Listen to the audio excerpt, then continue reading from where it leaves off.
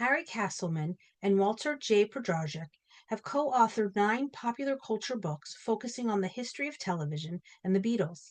Harry has been a guest lecturer on TV history at Boston University's College of Communication and has been interviewed on radio and television stations concerning television and music history. Walter is an adjunct lecturer at University of Illinois at Chicago, where he has taught courses on future TV, television history, and the intersection of mass media and politics. Walter was among the on-camera expert voices in the CNN Decades miniseries The 90s and the 2000s, and he serves as a television curator at the Museum of Broadcast Communications in Chicago. Harry and Walter's latest book is titled Watching TV: American Television Season by Season, 4th edition. Please welcome Harry Castleman and Walter J. Podrazik. Thank you. Thank you very much, Suzanne. Always good to be back here. It's no secret to anybody that Jews have been a big factor in U.S. entertainment, not only as performers, but also as producers and business executives, going back at least to vaudeville and Broadway at the start of the 20th century. Then came films, radio, and of course, television.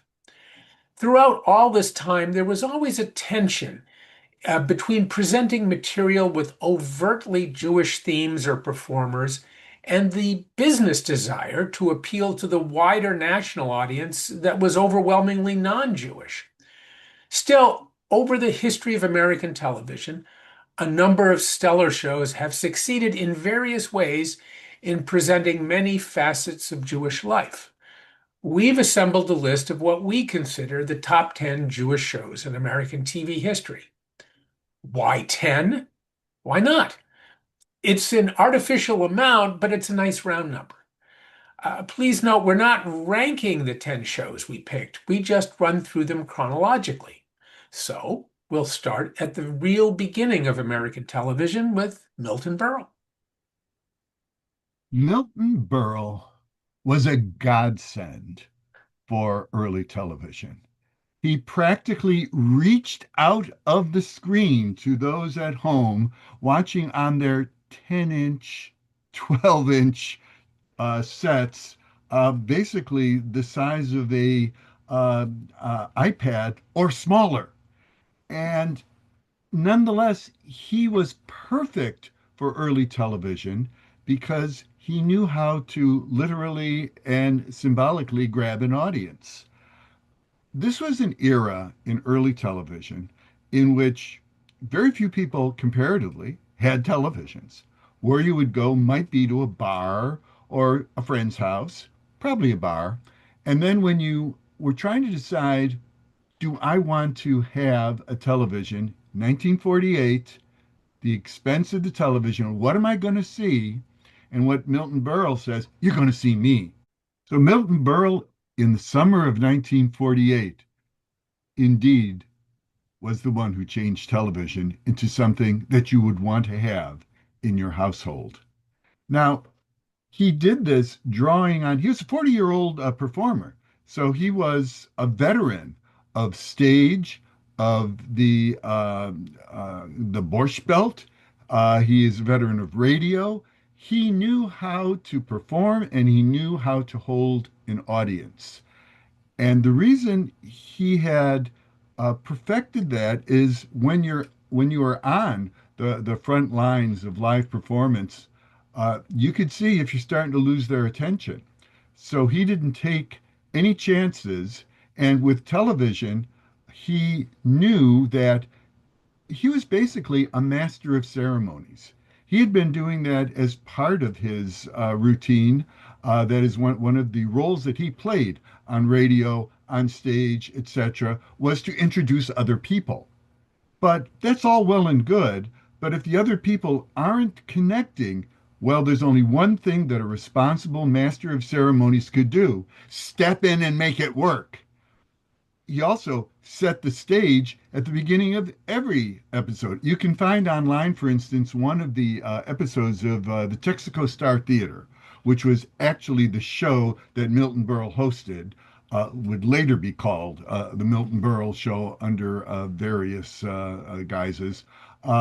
He came out in Roman toga on a Roman chariot, live, driven by two horses on stage. And this was live television, and that's how you would be able to get someone's attention. In other words, you would say, wait, what was that? And it quickly established the fact that the way television worked was you wanted next day buzz. You wanted people saying, did you see? Well, since we couldn't record at the beginning of television history, at least from a consumer point of view, that meant you had to tune in the next time round. Milton Berle was destination television. And he knew how to do everything. Ethel Merman was on stage doing a song and dance number. Ethel Merman knows how to perform, but Milton knew that he needed to add a little something to it, and he comes out and joins her in the dance moves, in the shtick, and it worked. And he was keeping up with her. Actually, it turned out that she sometimes seemed to be trying to keep up with him. The energy he brought to the screen was boundless. And that's what television needed. Because if you're trying to convince people to tune in to buy a set, you needed a destination. He quickly became known as Mr. Television and established ratings that were so high that, frankly, if you look at books that summarize television ratings, they usually start in 1950 or 51 because Berle was basically the number one with no asterisk necessary. And that didn't last all that long because Milton Berle was from his time, of his time, and then other things came onto television, specifically not live comedy variety. Instead, there were others that would try to do a Milton Berle, but what would soon become very important would be filmed comedy or other ways of presenting vaudeville shtick, so to speak, in on stage with more than just one dynamic force holding it all together. Milton Berle was Mr. Television and frankly wore that badge for his entire career. He also did acting. He also did some serious acting parts, but implicit in even those characters would be the fact, for instance, he was on 90210, about as teen as you can get as for acting appearance, and of course he played a former TV star suffering from encroaching Alzheimer's. That is, he was Milton Berle. Milton Berle was TV's Milton Berle. He was the classic case of someone who discovered that when you're on television, the best role that you can play for longevity, for audience connection, is to play yourself. You can find Milton Berle episodes of Texaco Star Theater, complete with the outlandish costumes, many guest stars who are quickly eclipsed by Milton Berle online, YouTube, etc. I will say that one of my personal affection connections to Milton Berle was when he would, after his regular show had lost its weekly slot, even though he had a long-term contract with NBC, he would turn up on other shows. And he would always be Milton Berle, the incessant, let me step in, let me take over, let me steal the spotlight, and maybe steal a few jokes while we're at it. He was a regular with Jackie Gleason, popping up not as a starring Milton Berle, but it's like Milton Berle would pop up while Jackie Gleason would be doing his Saturday night monologues on CBS, and they would have back and forth exchanges. Milton Berle did patter on Jackpot Bowling for a short stint. Milton Berle would go anywhere, do anything, and be Milton Berle.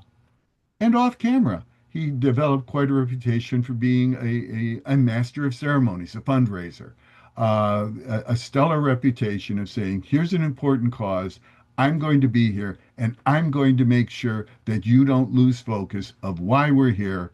Call in, donate now. So Milton Berle got us started on television. He showed the viability of comedy variety.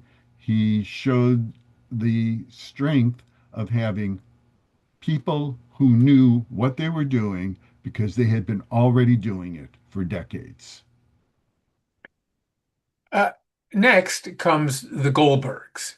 Now, we're not talking about the ABC sitcom from 10 years ago called The Goldbergs.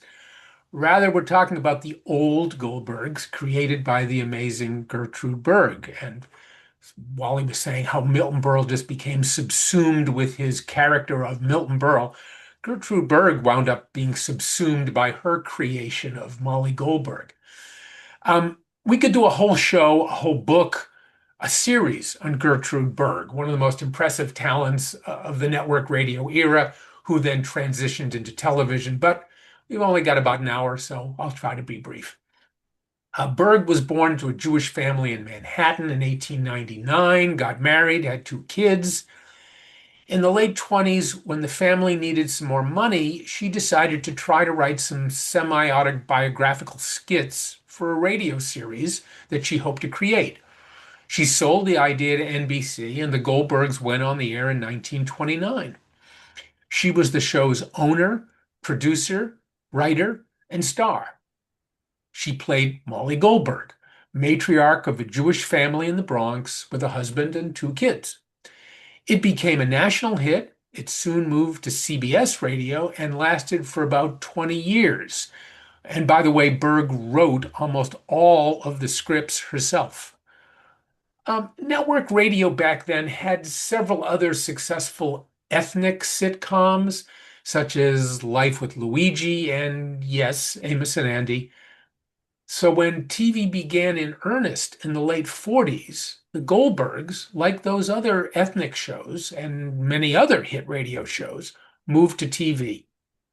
The Goldbergs arrived in January 1949 live from New York. It was CBS's first major sitcom. In the show, the Goldberg family was explicitly and proudly ethnic, presenting weekly tales of the struggles of Jewish life in the inner city. Like the original radio series, TV's Goldbergs was more of a light comedic soap opera than a straight sitcom. Each episode simply focused on a small event in one of the characters' lives. The central figure of Molly was warm, friendly, and wise, often speaking directly to her unseen upstairs neighbor, Mrs. Bloom. She'd call out to her, "Yoo-hoo, Mrs. Bloom," which became a catchphrase.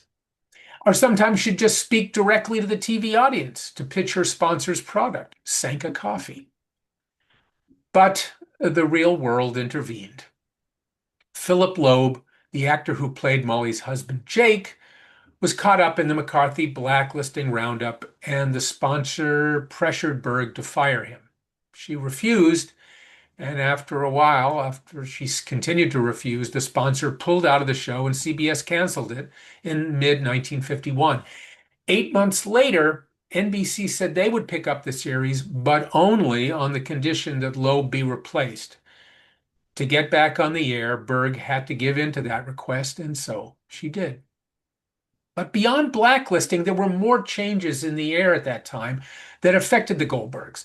A few months after the Goldbergs was taken off CBS, the network debuted a new sitcom filmed in Los Angeles called I Love Lucy, which became a monster hit. And this heralded the real start of TV production moving west, from New York to Hollywood, from live to on film. And this itself mirrored the larger post-war national movement from the cities to the suburbs, and a shift in focus in popular entertainment from urban ethnics to the more homogeneous mindset of middle-class suburbs. After a while, with drooping ratings on NBC and then on the old Dumont network, Berg tried to keep up with the times and moved the Goldberg family to the blander suburbs, where one final season set there was filmed and syndicated in 1955-56. That unwieldy melding of ethnics and suburbs was doomed to fail, and that's exactly what it did.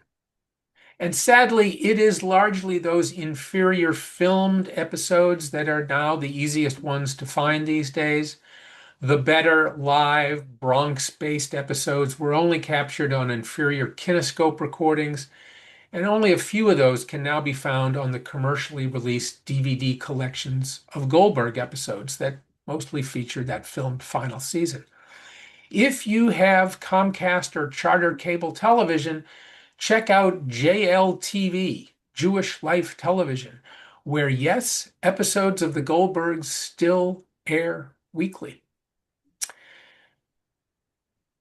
Soon after Molly Goldberg came on the air, you get to Sid Caesar. Isaac Sid Caesar, whose parents were Polish Jewish emigres, was a highly talented comic and mimic who was born in Yonkers. He headlined some memorable TV series from the late 40s to the late 50s, most notably Your Show of Shows. Forget top 10 Jewish shows. Your Show of Shows could easily make the list of top 10 US TV shows ever. Caesar's shows on TV that time in that era were kind of like the 1927 New York Yankees, arguably the greatest collection of talent ever assembled. And almost all of that talent were Jews. The producer of Your Show of Shows, Max Liebman, was dubbed the Florence Ziegfeld of TV for his acumen in collecting star talent. Aside from Caesar himself and co-star Imogene Coca, one of the few non-Jews in the troupe, the cast included Carl Reiner, later the creator of The Dick Van Dyke Show, and Howard Morris, a now not so famous but amazing physical comic and gifted voice artist. Morris is sadly best remembered now for a somewhat forgettable later stint as Ernest T. Bass on The Andy Griffith Show. The writers on Your Show of Shows included Mel Brooks, co-creator of Get Smart and the man behind The Producers, Blazing Saddles, Young Frankenstein, among many others. I should say Young Frankenstein. Neil Simon, The Odd Couple, Goodbye Girl, Brighton Beach Memoirs, and Selma Diamond, who later was best known as a co-star of the sitcom Night Court.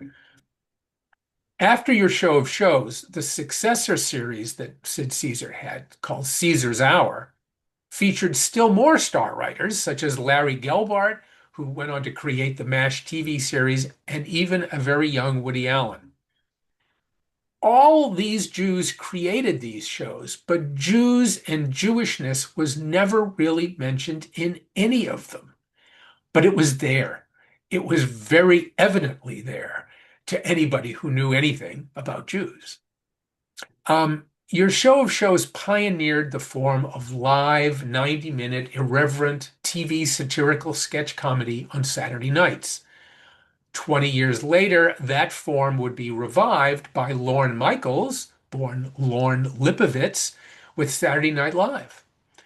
Your Show of Shows, a live show captured only on kinescopes, burned brightly for the few years it was on TV, 1950 to 54, but it quickly faded from public consciousness after it left the air. Fortunately for youngsters, such as Wally and I, the best 10 sketches of that show were packaged as a film in 1973 called 10 from Your Show of Shows, which I think Wally and I watched together at college, which let a new generation see what they had missed. Of those 10 sketches, the two most memorable, to me anyway, is first, Caesar and Coca in a comical send-up of the torrid seaside love scene between Burt Lancaster and Deborah Kerr in the 1953 film From Here to Eternity. With the Your Show of Shows version, the similar crashing ocean waves tossed by the off-screen prop crew that douse Caesar and Coca kept humorously interrupting the couple's pledges of love to each other. And the second highlight, to me, is a hilarious 11-minute parody of the then popular TV reality show This Is Your Life, with Carl Reiner portraying the master of ceremonies who surprises Caesar, the unsuspecting studio audience member, and gets Caesar very reluctantly to come up on stage and relive highlights of his life. Caesar memorably winds up dragging around the diminutive Howard Morris as Uncle Goopy, who was latched onto Caesar's leg. Many say this could have been the funniest TV comedy sketch of all times. These days, even the 10 from your show of shows film is very hard to find. Still, several highlight DVD collections were released, and many of the best skits from your show of shows can easily be watched right now on YouTube. It's clearly worth trying to check those out.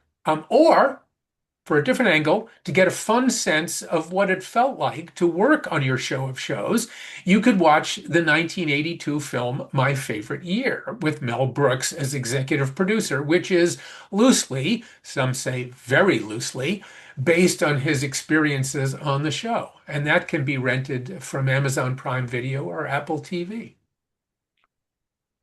And turning to those golden days of creativity, Carl Reiner, in pursuit of comedy life after association with Sid Caesar, tried to figure out, how do I make something work that has legs? I mean, one of the disadvantages of live comedy shows, even on videotape, is they didn't lend themselves to constant rerunning and, more important, constant royalties or constant syndication payments. So I said, I'm going to do a situation comedy. I know how to write comedy. I've performed. I could do it all. I could write, I could produce, I can act. And so he came up with a sitcom about what he knew best, his own real world TV work in Manhattan and his Jewish family life in New Rochelle, New York. He cast himself as the lead in something called Head of the Family and was not picked up. The savvy Manhattan born Jewish producer Sheldon Leonard saw the problem. Carl, you're miscast. The lead is miscast. You can't play yourself. Let's find somebody better. And Leonard recommended up and coming Broadway star Dick Van Dyke. And that worked. Now, this is one of those series that are infused with the insights of a very funny Jewish writer. But the program is not explicitly Jewish in the home setting, certainly, between Rob and Laura Petrie. You might even say they were the quintessential definition of white bread world, except that they had real energy between them and they were excellent performers and they had some of the strongest writing you could imagine for a situation comedy. Ah, but at the office. At the office is suddenly we're back in my favorite year. Suddenly we're back at your show of shows, the comedy writer's den. In particular, Maury Amsterdam as Buddy Sorrell embodied the sharp-tongued Jewish writers of Reiner's Sid Caesar days. And yes, Maury Amsterdam was Jewish. In the final season of the Dick Van Dyke Show, there was also a most explicit Jewish connection that focused on the character of Buddy. Buddy was shown secretly sneaking off for a series of unexplained rendezvous. Oh no, is he having an affair? Is he entertaining notions of going to another show? No, he was studying for his later in life bar mitzvah. And strikingly, the episode went into great detail about this training. He was undergoing training the same time as a young kid, the right age for that ceremony. And the program shows the actual ceremony itself as part of the episode. And this was in the fifth season. This was toward the end of the run of the entire series. So maybe they figured, what the heck? Let's just say what we all know and showcase that aspect of this character's life and by implication, the creator's life as well. Now,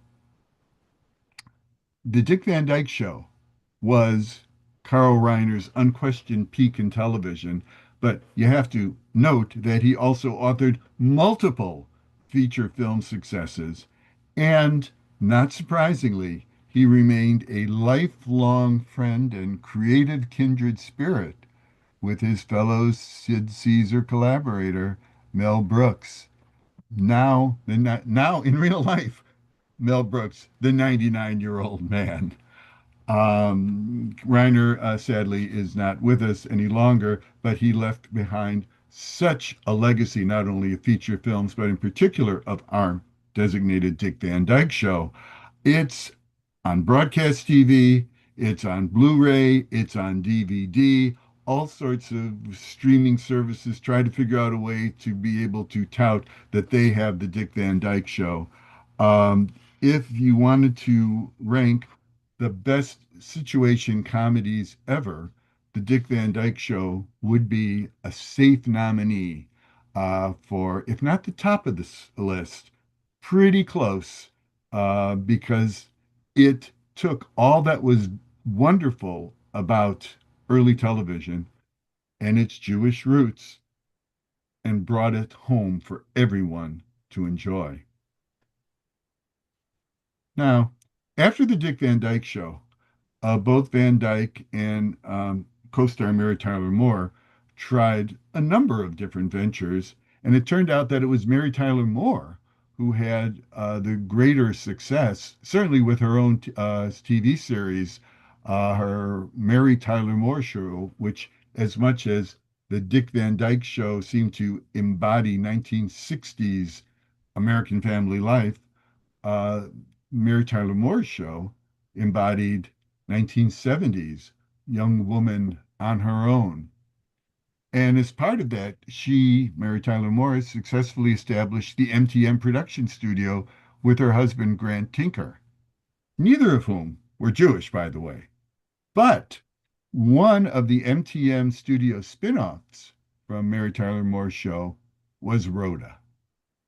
Rhoda focused on Mary's apartment neighbor, her best friend, Rhoda Morgenstern.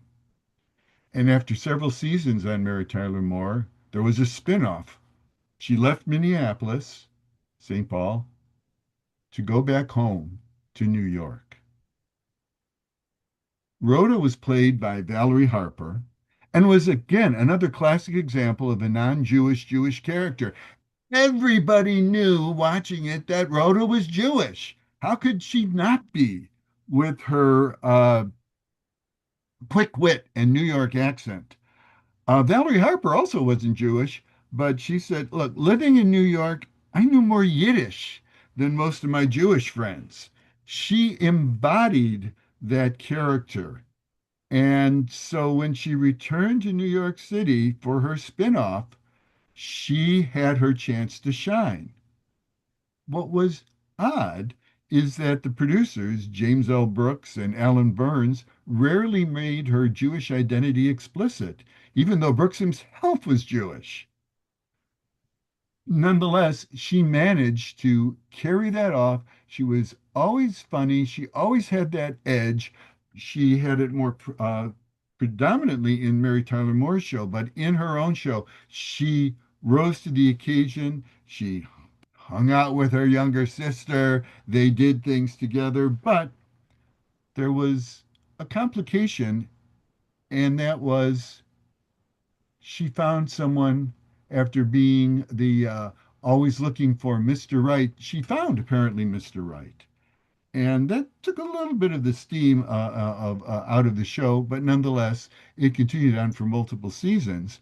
The interesting twist is the person she found, the character she found, was not Jewish. And normally, and for the most of the series, that was not a particular point, except for one moment. And this was the moment, the one scene in which we got to see exactly how important that ethnic thread was. Rhoda's parents delivered the evaluation. Ida and Martin, played by real life Jewish actors Nancy Walker and Harold Gold. In a first season episode, in a closing scene, after Ida and Martin first meet Rhoda's non Jewish boyfriend, uh, Joe and Rhoda leave the apartment, and Ida and Martin are absorbing what they've just experienced. Ida is aggressively vacuuming. Let's just say if there's anything that if you're trying to deal with stress, you vacuum, you clean, you make sure that all your energy is focused on something constructive. And Martin says, "How come you didn't ask if he was Jewish?" And Ida replied, "If he was Jewish, I would have asked." And it is such a distillation of how you convey deep ethnicity in just a few lines. That remains one of my favorite scenes in the entire Rhoda series, even though Rhoda is not even on screen when she's doing it. So that gave people their satisfied look at what life was like in New York once you left the Mary Tyler Moore Show, once you left Minneapolis, St. Paul, and went back to your roots. Because after all, what could be more Jewish than New York? Well, staying in New York, but jumping to a somewhat more contemporary era, we settle on Seinfeld, which took a while to catch on with viewers after it came on, but it wound up as one of the top sitcoms of the 1990s. Created and largely written by two baby boomer New York Jews, Jerry Seinfeld and Larry David, the program perfectly reflected their public personalities: upper middle class, vaguely elitist, liberal, New York, Jewish, and quasi-neurotic. While Larry David remained mostly off-screen during this series, stand-up comic Jerry Seinfeld was the central on-screen character, playing a fictionalized version of himself, something that Larry David would later do on his own series, Curb Your Enthusiasm. In this way, Seinfeld was something of a modern version of the old George Burns and Jack Benny radio and TV series. There's two more standout Jewish stars, because both Burns and Benny had in effect been portraying themselves as well on their show. The Seinfeld series channeled the sensibilities of its true creators so much that while most of all the main characters, other than Jerry, were theoretically not Jewish, they really might as well all be Jewish in their mindset, their mannerisms, and so on. I mean, has there ever been a more Jewish, non-Jewish TV figure than the character who is the show's stand-in for Larry David? That is George Costanza, played by Jason Alexander. Well, okay, technically George is half Jewish on his mother's side, but still, George Costanza? The central cast was rounded out by the highly talented Julia Louis-Dreyfus as Jerry's ex-girlfriend, who is now just another member of Seinfeld's gang of friends, and Michael Richards as Jerry's tall, bizarre, fidgety neighbor, Cosmo Kramer. Together, the four carry the episodes. Throughout the series, the four never seem to be satisfied by anything, and that really is the core of the show's humor. In popular shorthand, Seinfeld is usually called a show about nothing. Well, that's a funny line, but it's not really true. The episodes may well not be like the trendy, very special episodes that were then popular in sitcoms that dealt with weighty social issues. But Seinfeld episodes were usually very intricately plotted. They wove together disparate threads about the so-called little things of daily life that can actually be big deals in the life of urban young adults, like waiting forever to get a table at a local Chinese restaurant, trying to collect your dry cleaning, or trying to find your car in a mall parking lot. To demonstrate the show's impact, just consider the long list of Seinfeld catchphrases that became a part of popular culture. No soup for you, yada, yada, yada. Not that there's anything wrong with that, and so on and so on. And really, aside from some anachronistically giant cell phones and out-of-date hairstyles, Seinfeld is as current now as it was over 30 years ago when it was on live, regular network television. There's no problem trying to track down Seinfeld these days. It's readily available on Netflix and various DVD collections, and is also a series that regularly turns up on the list of best TV sitcoms ever. Well, all these shows that we've talked about have been fairly well known, I think, to people who are familiar with TV and TV history, but the next one, not so much. Brooklyn Bridge, a low-key sitcom, which turned out just 35 episodes in its 1991 to 1993 run on CBS, was a favorite of mine at the time it was on, and I still lobby for it to get more respect and attention. Sadly, if you try to look it up now, you'll more likely be redirected to the Ken Burns 1981 PBS documentary on the actual bridge. The TV series was created and largely written by, and loosely based on the real-life childhood of, Gary David Goldberg, best known for creating the hit 1980s sitcom Family Ties. Like Goldberg's early teen years, the series Brooklyn Bridge is set in, yes, Brooklyn, in the mid-1950s, with an extended Jewish family, the Silvers. The parents are American-born, largely assimilated New York Jews with two young boys, Alan and Nathan. The mother's parents, who live in the same apartment building, are, however, Eastern European immigrants who still speak with thick accents and who still carry the old world with them in their minds. For second-generation Jews like Gary David Goldberg, this was the standard structure of Jewish life in America in the 1950s. Similar to the Jewish-themed films of director Barry Levinson, who set his films in the same era in Levinson's hometown of Baltimore, Brooklyn Bridge adroitly captures, with overlays of humor, the sound, emotions, and feel of Jewish life in post-World War II New York. There are precious few strained Hollywood Jewish stereotypes here, just relatively normal people living their lives. Similar to what Wally was saying about Valerie Harper and Rhoda, what is notable to me is how many of the central cast in the series Brooklyn Bridge are actually non-Jewish actors who still pass quite well with flying colors, especially Marion Ross, who is hardly recognizable from her role as Mrs. Cunningham in the Midwest WASP 1970s series Happy Days.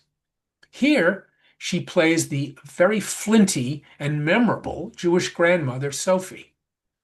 Junior high-aged Alan Silver, the prime focus of the series, is played by Danny Gerard, who was of Italian descent.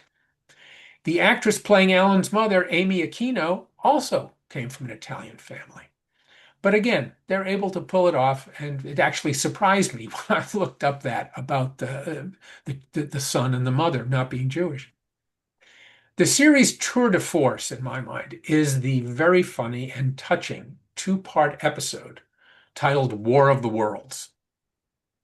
This channels the warring tribes theme behind West Side Story and deftly uses some of that show's songs.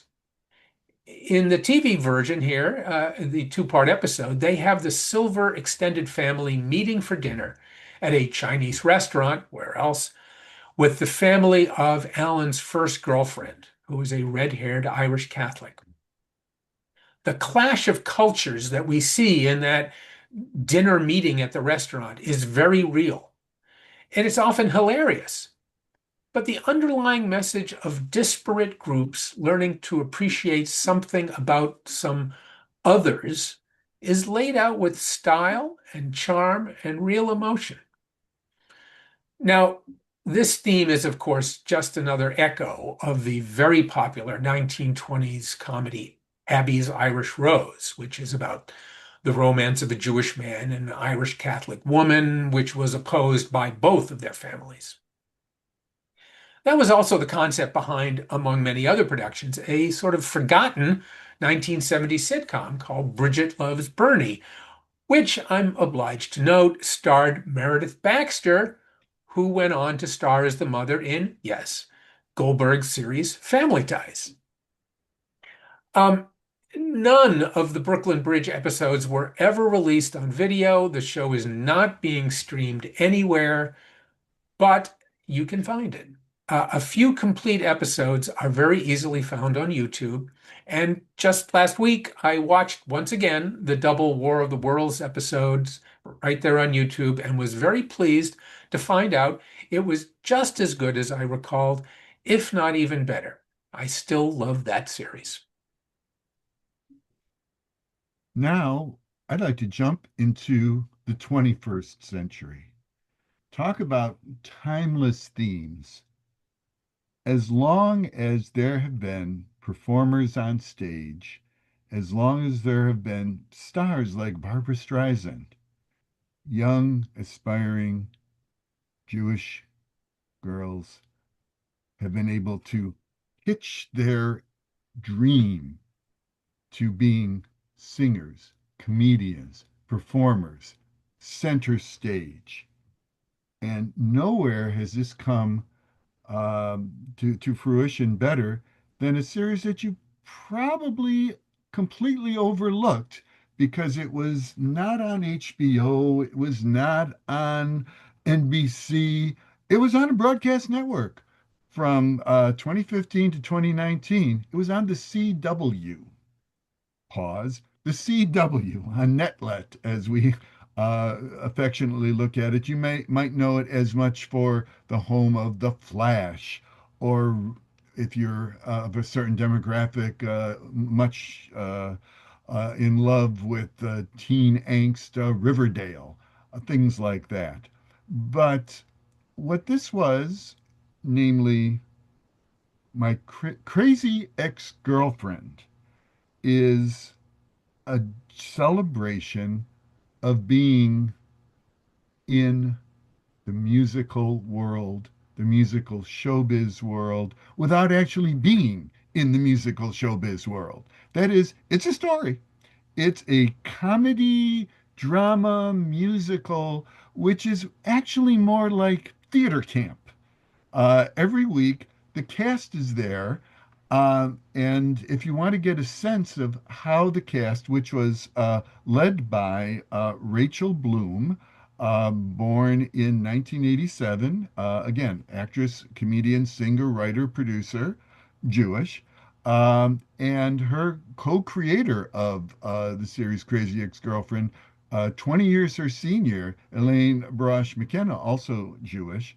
They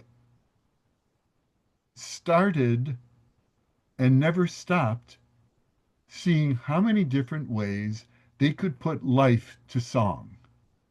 They could turn everything in life as a potential singing in the rain type moment in which the camera pans on a very limited budget and shares with you the joy of singing, the joy of comedy, the joy of being alive.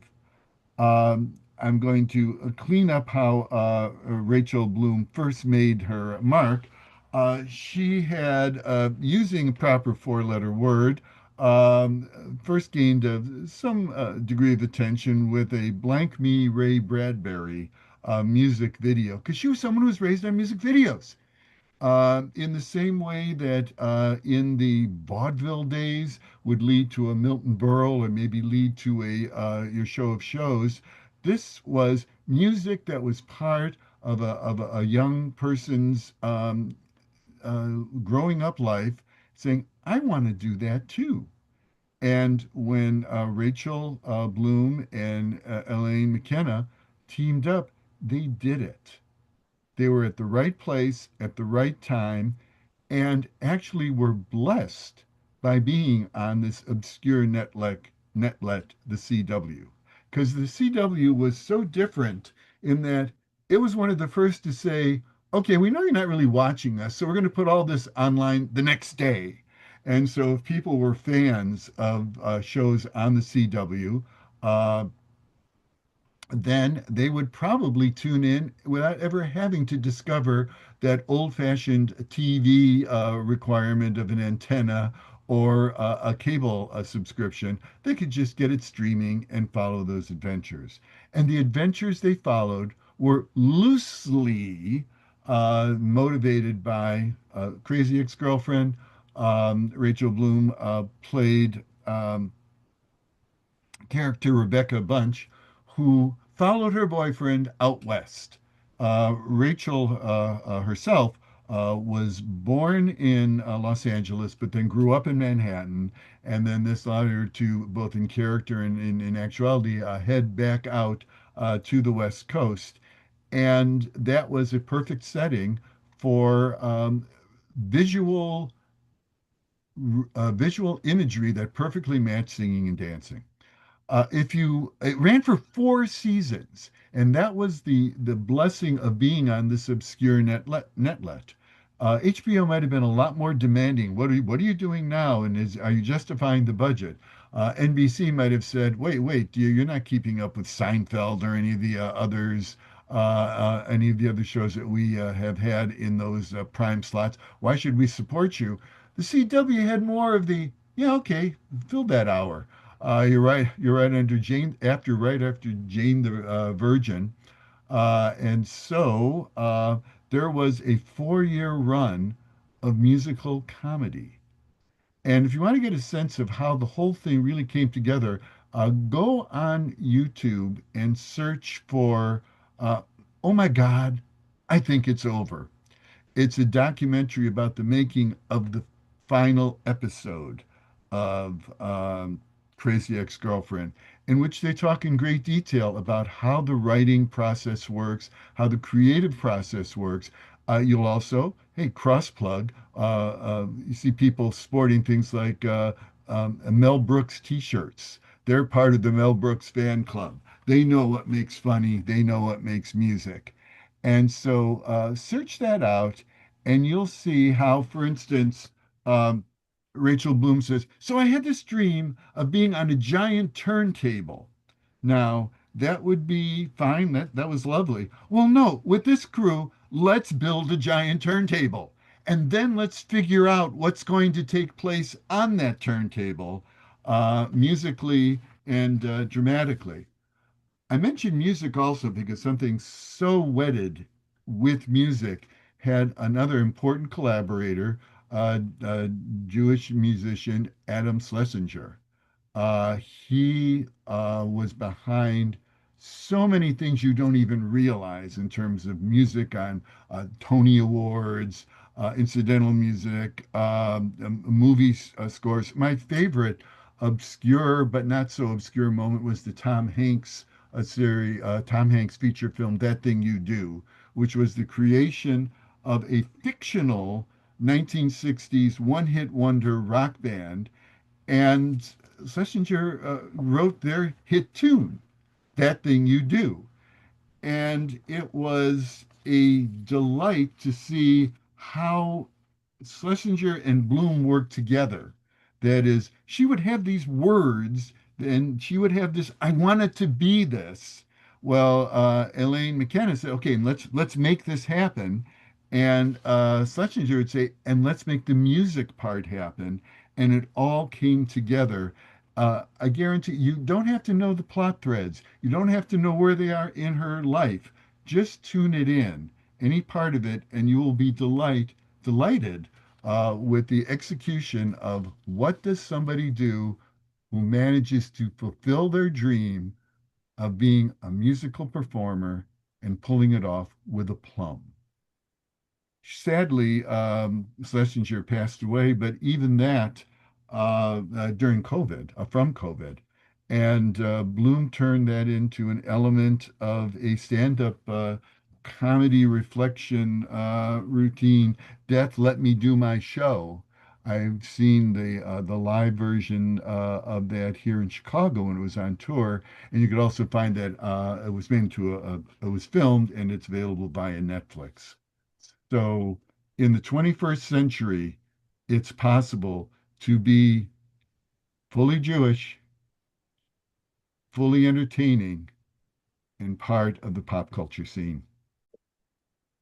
Another recent female-centric Jewish-based series was The Marvelous Mrs. Maisel, which produced 43 episodes over 5 seasons from 2017 to 2023 on the Amazon Prime Video streaming service. It was created by Amy Sherman Palladino, who had started out writing for the old Roseanne sitcom in the 90s and then went on to create the cult favorite mother-daughter comedy drama Gilmore Girls in the 2000s.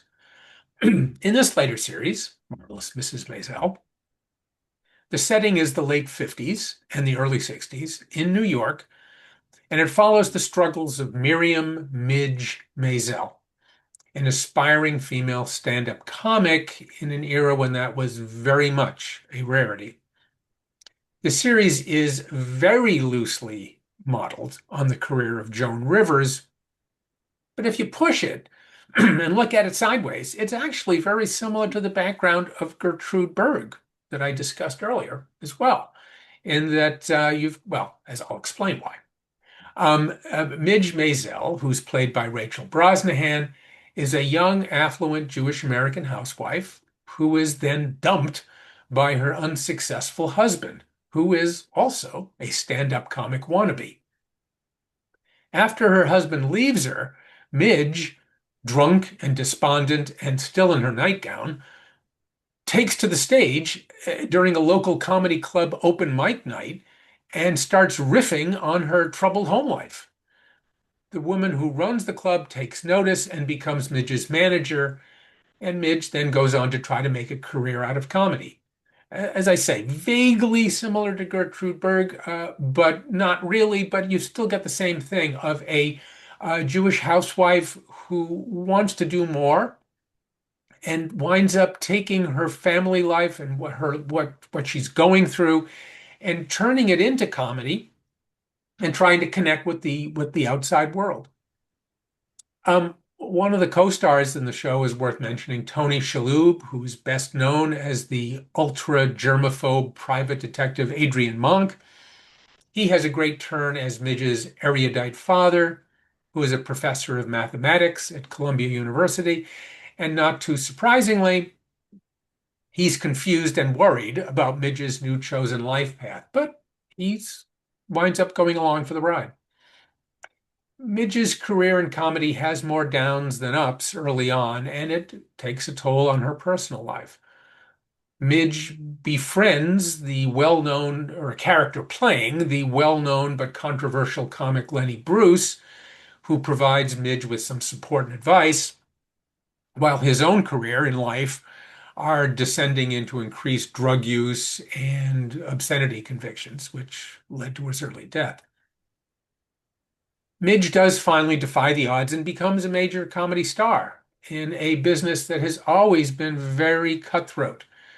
And the series deftly mixes comedy and agita, which, after all, is what most lives are filled with. Also worthy of note is just the great production values in the series, great costumes, great sets. You very much get the feel of being in New York in the late 50s, early 60s.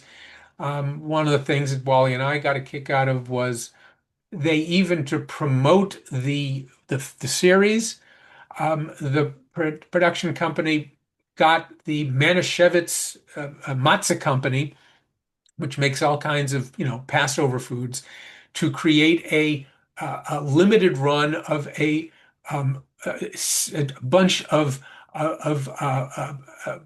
Hamantaschen that were designed for Passover. Well, that's Purim, but also some macaroons for Passover with the marvelous Mrs. Maisel graphics on the can. So that was really a wonderful little touch also. If you have any of those, should hang on to them. They are a rarity. The series Marvelous Mrs. Maisel is the whole series is still available right where it started on the Amazon Prime Video streaming service, and it's absolutely worth checking out. Taking us to today on Netflix.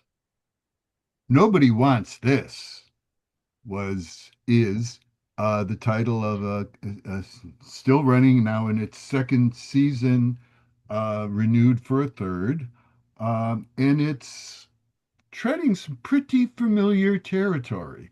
If we're talking about why some of these themes that we've touched on last so long, it's because they last so long. There are different folks who have, in their different ages, different settings, seem to land in the same spot, therefore making it pretty attractive pop culture shared experiences. Harry had mentioned Abby's Irish Rose going way back to 1922. Well, Nobody Wants This, definitely in contemporary USA setting, follows the love at first sight relationship between a young American rabbi, played by Adam Brody, and an irascible agnostic woman, played by Kristen Bell, who co hosts a podcast with her sister, Morgan. And she talks about relationships. Kristen Bell's character, and little did they realize, as she's saying, I can't find anybody, I can't find anybody, I can't find anybody. And then it turns out, well, nobody wants this except the two of them. And so this series, again, now in its finishing two seasons, basically has the Adam Brody's character, Noah, rabbi, looking to be promoted to chief rabbi, looking to advance his career, and Joni, Kristen Bell's character, uh, basically deciding what works for us.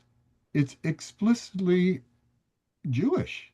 It's explicitly dealing with the the challenges of being true to your faith, advancing in your faith, and then if you're an agnostic, recognizing that faith. And it's funny. It's funny in that caustic way that is sort of like the bread and butter of some of the most successful comedies that are out there. There's a darker edge, but not that dark. And as a matter of fact, what you have are people who are saying, this is what I want as soon as I figure out what it is that I want. This has been fun. Yes. Reviewing these, Harry and I both, in preparing for this presentation, shared all these little nuggets that we came across.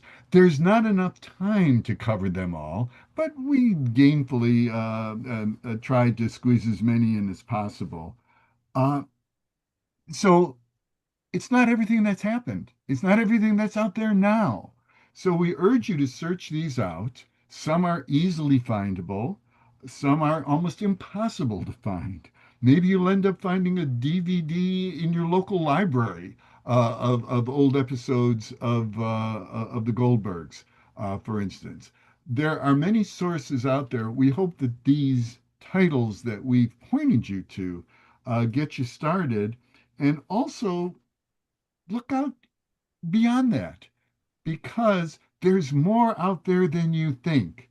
What's common amongst all of these is with Jewish creativity on both the business side and the artistic side is a willingness to follow and embrace personal dreams.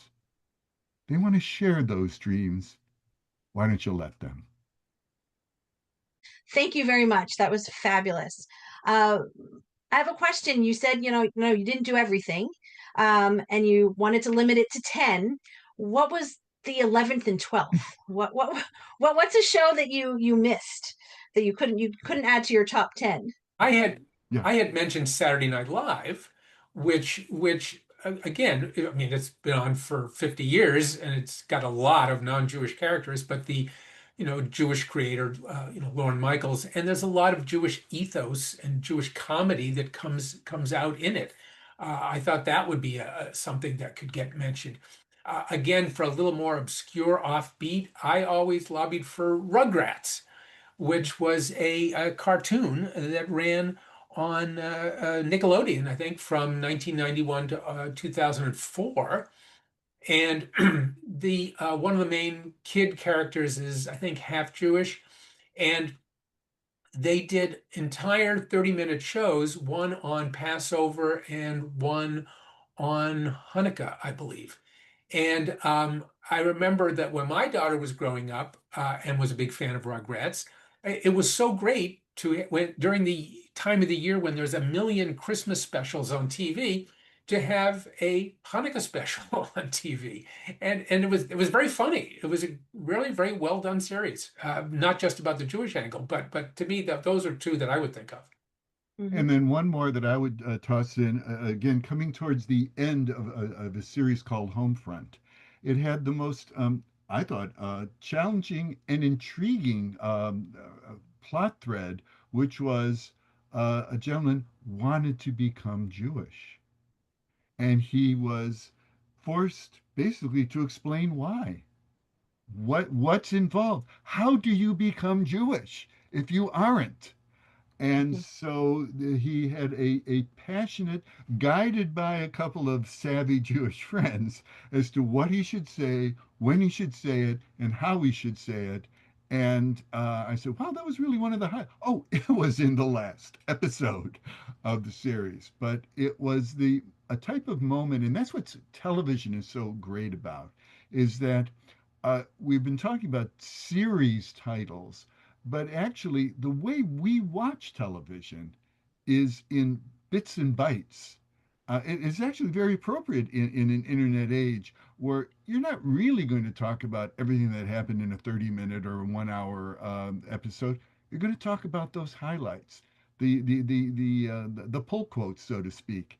And so once you open that door, my goodness, then you see what's really out there,